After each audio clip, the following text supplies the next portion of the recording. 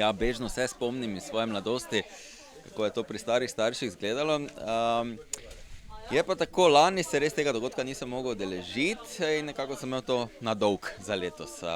Je pa to eden izmed dogodkov, ki, če tako ocenim dogajanje skozi naš občinski praznik, temelji na različnih dogodkih. Eni imajo bolj športno noto, eni kulinarično, nekateri so tradicionalni, ta je sploh eden takih in pa tudi obujajo tradicijo. No, zato je že lepo, da imamo tako uravnotežen nabor vseh dogodkov in jasno, z veseljem pridem pozdraviti, podpreti takšno aktivnost, ker vidim, da tudi vzdušje tu pri društvu gospodinj je vedno dobro.